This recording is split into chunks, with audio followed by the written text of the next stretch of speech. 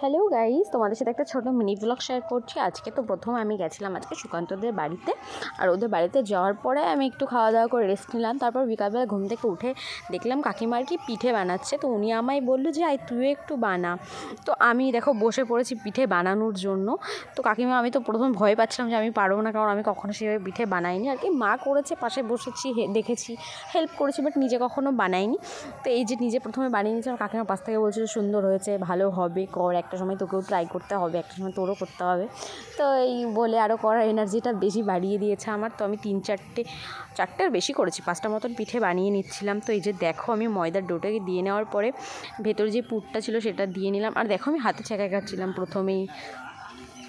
তো তাও আমারটা দেখো ভালো হয়েছে। প্রথমটা একটু খারাপ হয়েছিল, বাট পরে যেই 2-3টে বানিয়েছিলাম সেই 2-3টে বেশ সুন্দর হয়েছে, দেখতেও সুন্দর হয়েছিল আর খেতেও সুন্দর হয়েছে। তো ফার্স্টে আমি যেটা বানিয়েছি এটা আমি সুকান্তকে বললাম তুই ট্রাই করে দেখ।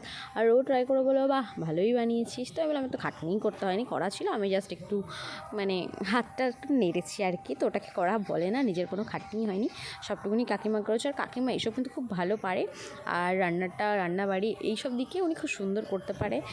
তো এই যে দেখো আরেকটাও আমি বানিয়ে নিচ্ছি, আর এরপরে আমি টেস্ট করে নিচ্ছি। ভালোই খেতে হচ্ছে, আমি রিভিউটা তোমাদের সঙ্গে দিয়ে দিচ্ছিলাম। তো আজকের ভিডিওটা এই পর্যন্তই। যদি তোমাদের ভালো লাগে লাইক, কমেন্ট, শেয়ার, চ্যানেলকে সাবস্ক্রাইব করে দিই, একটু বেশি বেশি ভালোবাসা দিও কিন্তু। বাই বাই সবাইকে, নেক্সট ব্লগে আবার দেখা হচ্ছে তোমাদের সঙ্গে।